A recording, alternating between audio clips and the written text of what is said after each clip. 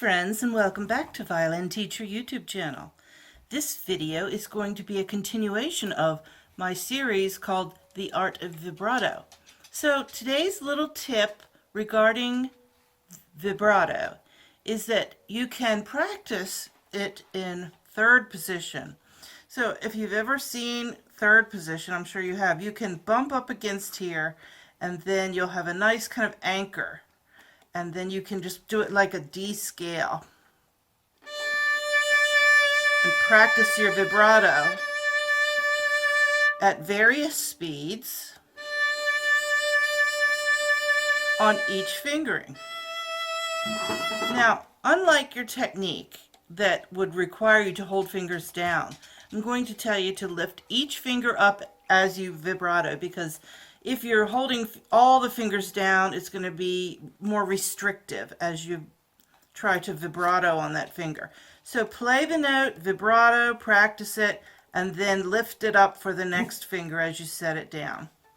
Here we go. Let's try this D major scale. Here's your D. I'm going to match that pitch. All right, now let's vibrato first finger.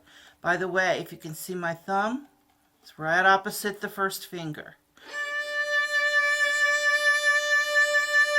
Alright, just practice long bows. Let's try a whole step 2. That'll be an E. Lift up the 1. Rock the wrist right here. Just rock that waving feeling. Now let's do a sharp F sharp here. Don't let the pinky go down or curl up. Let's keep it snuggled against third finger. And now the fourth finger right next door. Notice all the other fingers are above the fingerboard now.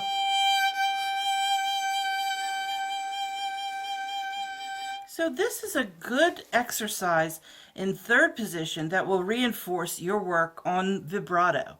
If you found this tip useful, please like the video and stay tuned for more tips on the art of vibrato.